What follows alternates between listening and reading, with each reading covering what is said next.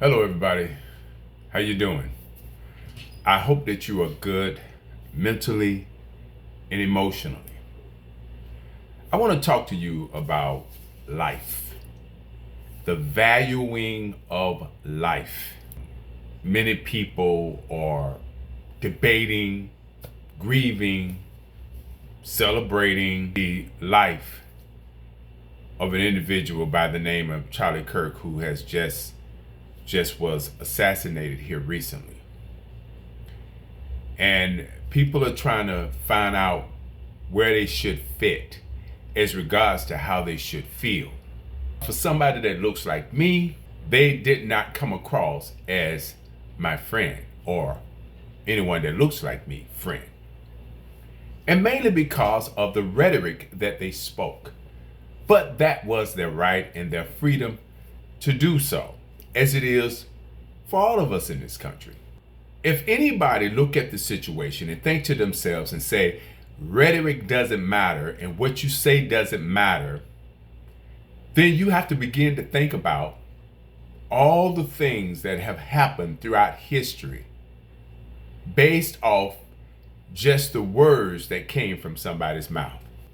Check the record in the areas of social media, which he was a major influencer, were generated from platforms of social media.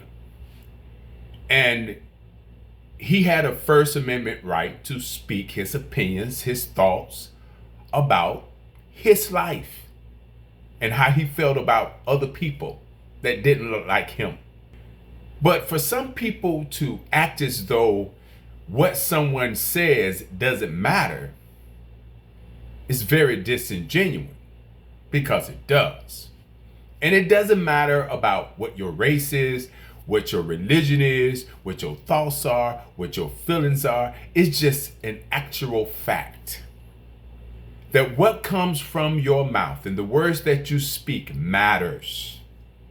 And while everybody else is focusing on race issues and the fact that some feel he wasn't a good person, while others feel that he was a great, wonderful person who deserves a statue now, have overlooked other individuals' lives who were too outspoken and who too had rights to speak their truth, who did not get a statue or tears or being honored by the President of the United States.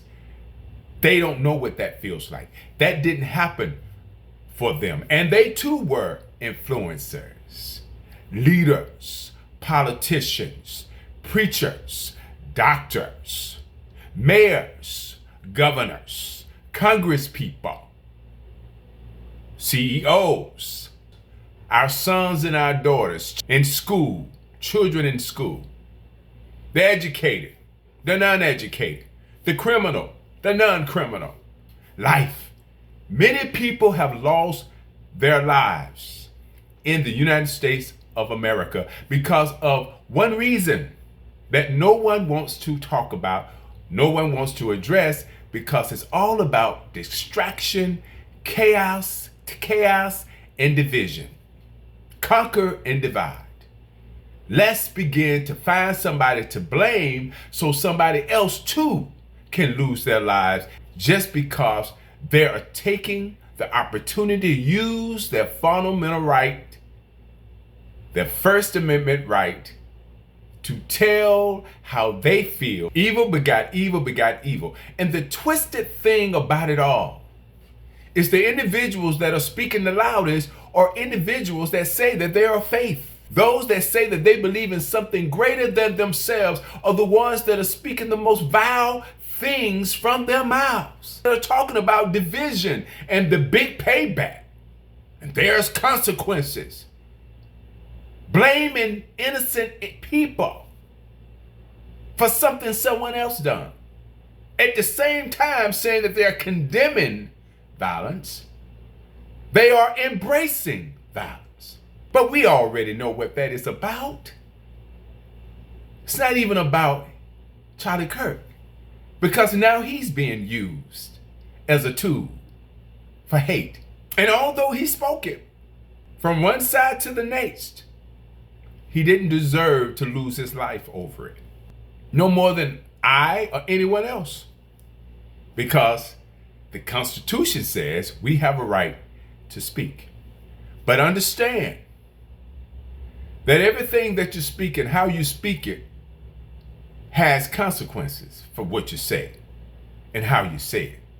Because not everybody is emotional and mentally sound. And not only that, some people have bought into propaganda, conspiracy, and misinformation. And it continues to happen by the hands of people that say that they are individuals of faith that represent something greater than themselves, to my understanding, of faith. Because that's what I've been told as a little boy growing up, as black folks say in the church. That's what we were told, that we're supposed to love the world and that we're supposed to forgive and turn the other cheek. So now people are at a place where they're trying to decide which is of what represents hate and what truly represents righteousness. And I think that's the question that people need to be asking themselves. What truly represents hate and what represents righteousness, especially if you're somebody of faith that say that you believe in something and someone greater than yourself, beyond this earth.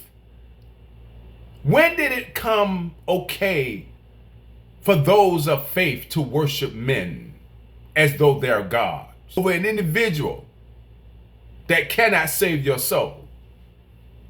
Has no power in that area if you believe that. If you're a person of that type of faith, to mourn an individual of hate and call other individuals who fought for love and justice and righteousness evil. What does that make you? Confused? Or a person of hypocrisy? People are disconnected from reality because of their hate.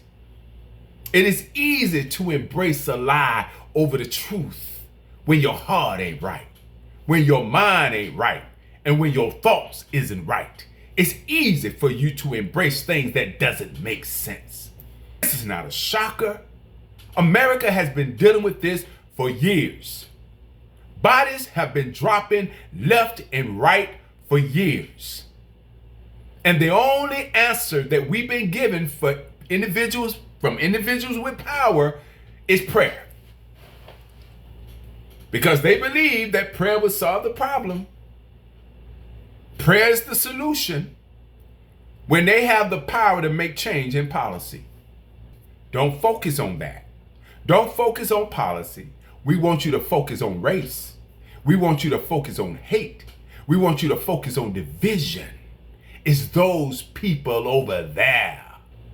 I don't care how many unalivings you may think that you can do where people have to pay for the loss of your divine God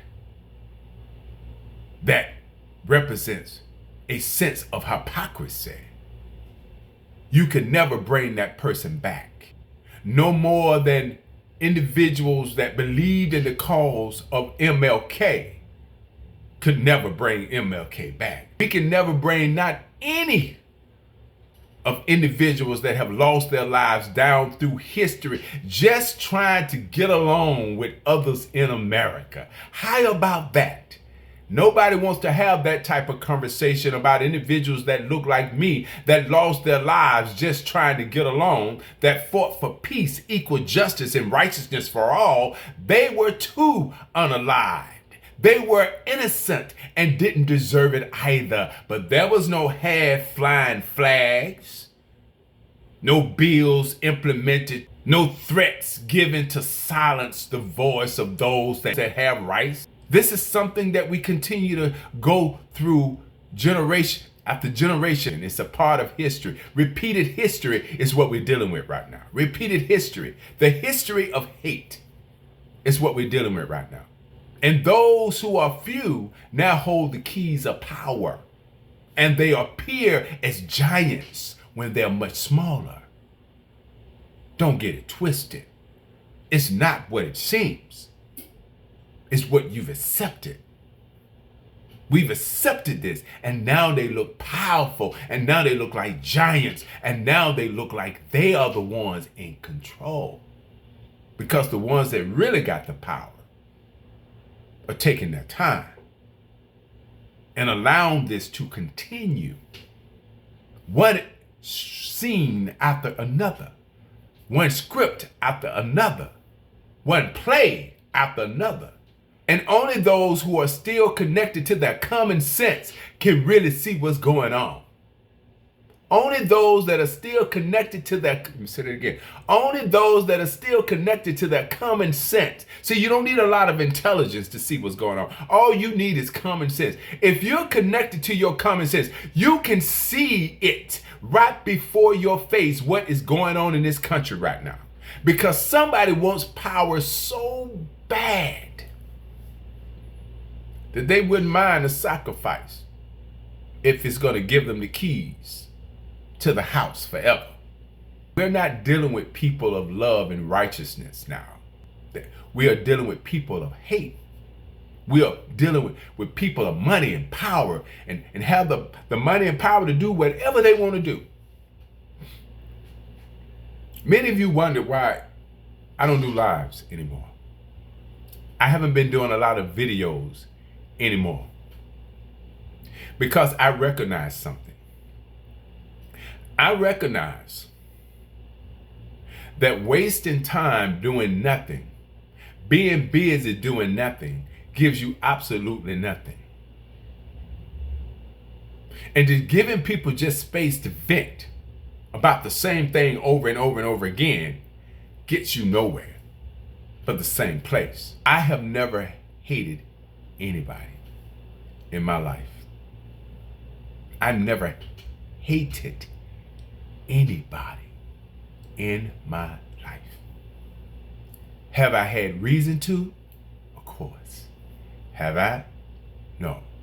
And it was by choice, because I refused to become what I hate. And what I mean by that is, I said I never hated anybody, but I never said I didn't hate the things that people do. And I never wanted to become what I hated. Not the person, but the things that they do.